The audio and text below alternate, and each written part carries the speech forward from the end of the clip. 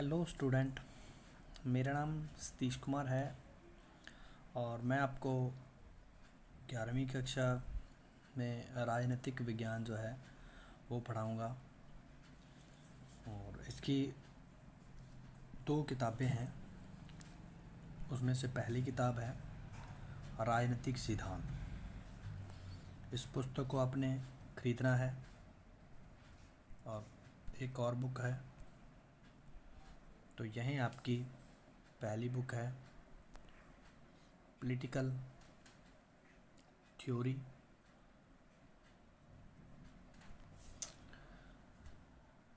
और दूसरी बुक है आपकी भारत का संविधान, सिद्धांत और व्यवहार। ये वाली बुक है।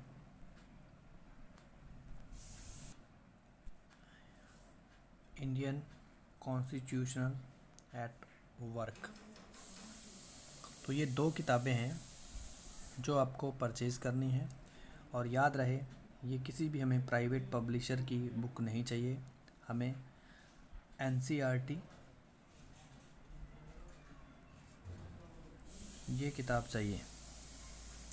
इसे जितनी जल्दी हो सके आप परचेज़ कर लें, ताकि जो हम अपना जो सिलेबस है उसको शुरू कर सकें। तो ये आपकी एक इंट्रोडक्शन क्लास है। इस क्लास में आप सिर्फ़ और सिर्फ सिलेबस के बारे में जानेंगे। सबसे पहले हम इस बुक को जो है सबसे पहले पढ़ेंगे, जिसका नाम है राजनीतिक सिद्धांत। तो ये पुस्तक है, इसको हम पहले पढ़ेंगे। तो आज की क्लास में हम सिर्फ़ और सिर्फ सिलेबस के बारे में जानेंगे, कंटेंट के बारे में जानेंगे। इस बुक में हम क्या क्या पढ़ने वाले हैं। तो जो इसका फर्स्ट चैप्टर है, पहला चैप्टर जो है पॉलिटिकल थ्योरी एंड इंट्रोडक्शन, राजनीतिक सिद्धांत एक परिचय। तो ये पहला चैप्टर है। इसमें आप जो है जो पॉलिटिक्स है और जो राजनीतिक विज्ञान है, इनके बीच में इनकी समझ आप में विकसित होगी। इसके अलावा राजनीतिक सिद्धांत जो हैं, या हमें सिद्धांत क्यों पढ़ने चाहिए, राजनीतिक सिद्धांत बनते कैसे हैं, और हमें आम आदमी को इनकी नॉलेज होना क्यों ज़रूरी है, इस प्रकार की बातें जो है हम इस चैप्टर में सीखेंगे, जो आपका पहला चैप्टर है। सेकंड जो चैप्टर है ये आपका है फ्रीडम, स्वतंत्रता। अब स्वतंत्रता जो है, स्वतंत्रता क्या है, किसे हम स्वतंत्रता कहेंगे, और इसकी ज़रूरत क्यों पड़ी, या संविधान में इसकी क्या स्थान है। तो स्वतंत्रता कहाँ तक हो सकती है किस व्यक्ति को, और स्वतंत्रता के कौन कौन से सिद्धांत हैं जिन सिद्धांतों के माध्यम से लोगों को स्वतंत्रता दी जाए, क्योंकि एक की स्वतंत्रता दूसरे की स्वतंत्रता को नष्ट करने का अधिकार भी बन सकता है।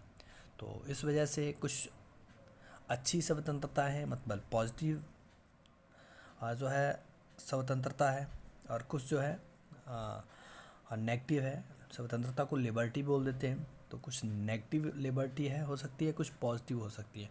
तो इनके बीच में क्या डिफरेंट है, तो सेकंड चैप्टर में हम ये सब सीखेंगे। इसी तरह से जो हमारा नेक्स्ट तीसरा जो थर्ड चैप्टर है, इक्वलिटी, समानता, इस चैप्टर को हम पढ़ेंगे। इसमें हम जानेंगे इक्वलिटी क्या है, इसके क्या महत्व है, ये किस तरीके से हमारे लिए बेनिफिट हो सकती है, और ऐसे समाज में जो इक्वलिटी है, समानता जो है, वो किस तरीके से आ सकती है, और कैसे हम जो है समानता को प्रमोट कर सकते हैं, किस तरीके से हम समानता को समाज में ला सकते हैं। तो ये बातें हम जो है इस चैप्टर में पढ़ेंगे। नेक्स्ट जो चैप्टर है वो है सोशल जस्टिस। सोशल जस्टिस जो फोर्थ चैप्टर है, सामाजिक न्याय। तो अब सबसे पहले हम जानेंगे जस्टिस क्या होता है। तो उसके बाद इसका जो है डिस्ट्रीब्यूशन क्या क्या है समाज में। जस्टिस को हम कैसे प्राप्त कर सकते हैं, और इसको हम समाज के साथ जोड़ के देखेंगे। जो हमारे आसपास लोग रह रहे हैं तो उनके साथ कैसे जोड़ के देखेंगे, ये कैसे पाया जा सकता है, और इसको जो है किस तरीके से किसी भी क्षेत्र में रहने वाले प्रत्येक व्यक्ति तक पहुंचाया जा सकता है, ताकि जो है देखिए डेवलपमेंट की अगर हम बात करते हैं तो उसमें जो है सबको सामाजिक न्याय भी मिलना ज़रूरी है। सामाजिक न्याय में आपको आर्थिक स्वतंत्रता भी चाहिए, सामाजिक स्वतंत्रता भी चाहिए। तो इनको जो है बैलेंस करते हुए हमें समाज को आगे की तरफ बढ़ाना है। तो ये बातें हम इस चैप्टर में सीखेंगे। नेक्स्ट जो हमारा चैप्टर रहेगा वो रहेगा राइट, अधिकार। अब ये अधिकार क्या होते हैं? अधिकार क्या होते हैं? जो हमारे हक या दावे हैं उनको हम अधिकार क्या देते हैं। ये अधिकार जो है हमें मिलते कहाँ से हैं? कौन कौन से ऐसे जो हमारे लीगल राइट हैं, जो कानूनी रूप से वैध अधिकार हैं, जिनके ऊपर हमारा अधिकार है, हम अपना दावा जो है वो पेश करते हैं। और कौन से अधिकार जो है हमें स्टेट के माध्यम से मिले हुए हैं, कौन से हमें कॉन्स्टिट्यूशन ने दे रखे हैं, संविधान ने दे रखे हैं। और जो अधिकारों के साथ हमारी रिस्पॉन्सिबिलिटी क्या है, हमारे कर्तव्य क्या है, ड्यूटी क्या है, इन सब के बारे में हम इस चैप्टर में जानेंगे। तो बहुत ही इंटरेस्टिंग चैप्टर रहेगा ये वाला। नेक्स्ट जो है जो 6 चैप्टर है, 6 नागरिकता। नागरिकता की स्पेलिंग गलत है, इसको ठीक कर लीजिएगा। नागरिकता, सिटीजनशिप। तो किसी देश का नागरिक होना, जिसे हम कह देंगे सिटीजनशिप। अब ये क्या है? किसी देश का सदस्य होना, और सदस्य हो तो आपका जो है एक नेशंस और जो सिटीज़न है, नागरिक और राष्ट्र में के बीच में क्या संबंध है, उन संबंधों का हम अध्ययन करेंगे। और एक विश्व नागरिकता की एक परिभाषा भी इसमें भी आपको देखने को मिलेगी, या ग्लोबल सिटीज़न क्या है, तो ये कैसे पाई जा सकती है और कैसे ये कैसे जो है नागरिकता जो है वो आपकी जा सकती है, या कैसे ये खोई जा सकती है। तो इनके बारे में हम अध्ययन करेंगे इस चैप्टर में। नागरिकता जो है वो कैसे मिलती है, किसी देश की भी नागरिकता हम अगर हमें पानी है तो उसके लिए क्या करना पड़ेगा, क्या क्या हमें टर्म और कंडीशन जो है वो अप्लाई करनी पड़ेंगी, तब जाके हमें नागरिकता मिलेगी। जैसे आपको आपकी नागरिकता जो है इंडियन है, इसी तरीके से अमेरिका में रहने वाले लोग जो हैं उनकी अमेरिकन है। तो वो किस बिहाफ पर मिल रही है, आप इंडियन हो तो किस बिहाफ पे आपको इंडियन कहा जा रहा है। तो ये कंप्लीट चैप्टर में आप ये चीज़ें पढ़ोगे। नेक्स्ट जो हमारा चैप्टर रहेगा वो रहेगा नेशनलिज्म, राष्ट्रवाद। नेशनलिज्म क्या है और नेशंस जो है वो क्या है, राष्ट्र और राष्ट्रवाद जो है इसके बीच में क्या डिफरेंट है। देखिए, कोई नागरिक है, किसी ज़मीन के साथ आप जो है भावनात्मक रूप से जुड़े हुए हो तो उसको हम राष्ट्रवाद कह सकते हैं। अब एक राष्ट्र जो है एक बाउंड्री है, एक सीमित दायरा है, लेकिन राष्ट्रवाद मतलब बहुत असीमित दायरा है। तो इसके बारे में हम अच्छे से जांचेंगे, परखेंगे ये क्या चीज़ें हैं। अब नेशनल जो अब नेशन को क्या क्या चीज़ें, ऐसे कौन कौन से तत्व हैं जो तय करते हैं ये नेशन है, इसके बारे में हम इस चैप्टर में पढ़ेंगे।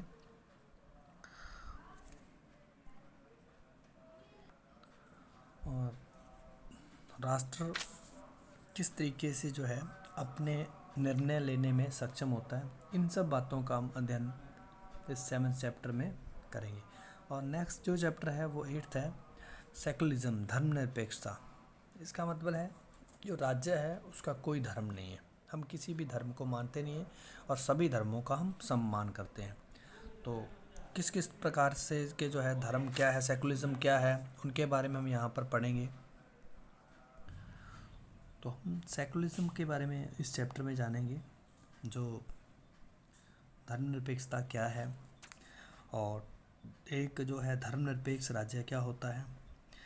पश्चिमी जो देश हैं वो किस तरीके की अप्रोच रखते हैं सेकुलरिज्म के प्रति, धर्मनिरपेक्षता के प्रति। अब देखिए, मार्क्सवादी और एक पूंजीवादी विचारधारा है, इनके सेपरेट मैं लेक्चर जो है आपके इसमें आपके ग्रुप में छोड़ दूंगा, तो वहाँ से आप इनके बारे में जान लेना। तो दो तरह, जैसे ही भारत आज़ाद होता है तो अमेरिका जो है वो पूंजीवादी विचारधारा को जान मानता है, और अमेरिका मतलब यूएसए, और एक है रशिया, यूएसएसआर, ये मार्क्सवादी विचारधारा को जानता है। आप इसके से पहले इन 8वीं या 9th क्लास में आपने इनके बारे में ज़रूर पढ़ा होगा। तो ये जो यूएसए है ये कैपिटलिज्म या मतलब पूंजीवादी विचारधारा से प्रेरित था, और यूएसएसआर मार्क्सवादी विचारधारा से प्रेरित था। तो जैसे ही भारत आज़ाद होता है तो ये दोनों भाई साहब बोलते हैं हमारे ग्रुप में जो है आप हमारी बात को फॉलो करो, और ये बोलते हैं हमारी बात को फॉलो करो। तो भारत के जो पहले प्रधानमंत्री थे, क्या नाम था वो आप उसके लिए कमेंट कीजिए। तो भारत के जो पहले प्रधानमंत्री थे वो इनमें से किसी भी गुट में शामिल नहीं होते, तो वो एक अपनी स्वतंत्र विदेश नीति अपनाते हैं, जिसको नाम दिया गया गुटनिरपेक्षता का। तो इसके बारे में थोड़ा सा आपने जानना है। ये इसका धर्मनिरपेक्षता से कोई लेना देना नहीं है, धर्म तो आप जो है रिलीजन्स के साथ संबंध रखते हो, लेकिन ये एक कंसेप्ट है जो आपके इन सभी चैप्टर में काम आएगा। तो ये बात जो है आपको कैपिटलिज्म क्या होता है, मार्क्सवाद क्या है, ये किस तरह की विचारधारा है, इनके बीच में डिफ्रेंशिएट करना आपको आना चाहिए। तो सेकुलरिज्म के ऊपर हम चर्चा कर रहे थे, जो राज्य है वो क्या स्टैंड रखता है धर्म को लेकर, तो इस प्रकार का ये चैप्टर है। नेक्स्ट जो है शांति, पीस। शांति जो है, शांति क्या है, हम शांति किसे कहेंगे, पीस किसे कहेंगे, तो वायलेंस या इसको हिंसा कहेंगे। हिंसा जो शांति है और हिंसा में क्या संबंध है, और एक शांति में स्टेट जो है वो कैसे स्थापित किया जा सकता है। अब शांति को स्थापित करने के लिए भी भिन्न भिन्न देशों की अपनी अलग अलग अप्रोच है, अलग अलग दृष्टिकोण है, अलग अलग तरीके से लोग शांति के बारे में सोचते हैं। तो शांति को स्थापित करने में हमारे सामने क्या क्या चैलेंजेस हैं, जब लोग अलग अलग विचारधारा रखते हैं तो ऐसी कंडीशन में शांति को लाना एक काफ़ी मुश्किल टास्क है। तो कैसे ला सकते हैं, इन सब बातों का हम अध्ययन जो है 9th चैप्टर में करेंगे। और लास्ट चैप्टर है डेवलपमेंट, विकास। विकास क्या है, देखिए मानव का चाहे वो सामाजिक पक्ष है, आर्थिक पक्ष है, पर्यावरणीय पक्ष है, ये सभी पक्षों से मानव जो है अपना जो है एक सर्वोच्चतम या गुणात्मक जीवन जिए, तो इसी को हम डेवलपमेंट बोल देते हैं। आप अपनी ओर से डेवलपमेंट सोचिए क्या है, आपके आसपास क्या ऐसा घटना हो रही है जिसको देखकर आप अनुमान लगा सकते हो कि हमारे यहाँ पर डेवलपमेंट हो रही है या नहीं हो रही है। तो डेवलपमेंट के बारे में जानेंगे हम। डेवलपमेंट के कुछ मॉडल हैं उनके बारे में हम जानेंगे, जैसे पूंजीवादी मॉडल है और मार्क्सवादी है, जो मैंने पीछे बताया था। देखिए ये पूंजीवाद और मार्क्सवाद, अगर ये दोनों बातें आपको क्लियर है अच्छे से, तो आपके ये पूरे के पूरे चैप्टर जो है आपको समझने में कोई दिक्कत नहीं आएगी। इवन यहाँ तक कि आप चाहे पॉलिटिकल साइंस पढ़ें, चाहे ज्योग्राफी पढ़ें, चाहे हिस्ट्री पढ़ें, चाहे इकोनॉमिक्स पढ़ें, ये सभी के सभी जो है ये विचारधारा जो है पूंजीवाद और मार्क्सवाद से प्रभावित हैं। ये सभी सब्जेक्टों को समझने के लिए आपको ये दोनों विचारधाराएं अच्छे से पता होनी चाहिए, तभी जो है आप अच्छे से इंटरलिंक्ड कर पाओगे। तो डेवलपमेंट के जो है क्या मॉडल हैं उनके बारे में हम जानेंगे। तो डेवलपमेंट को कैसे अचीव किया जा सकता है और क्या कंसेप्ट है डेवलपमेंट का, वो कंप्लीट हम इस चैप्टर में पढ़ेंगे। आशा करता हूँ इस बुक को जो है आप अच्छे से इसका कंटेंट समझ गए होंगे। जो दूसरी बुक है उसका नेक्स्ट वीडियो में जब हम उस बुक को करेंगे तो उसका जो है एक कंटेंट वीडियो जो है उनका बनाएंगे हम। तो आप जितनी जल्दी हो सके अपनी जो है राजनीतिक विज्ञान की ये पुस्तकें दोनों खरीद लें। तो पहले हम जो है राजनीतिक सिद्धांत ये पुस्तक को पढ़ेंगे, जो आपकी या तो एनसीईआरटी की मिलेगी और या हरियाणा बोर्ड की मिलेगी। आप दोनों में से कोई भी परचेज़ कर सकते हो। आज के लिए इतना ही, धन्यवाद। मिलते हैं आगे वाली क्लास में।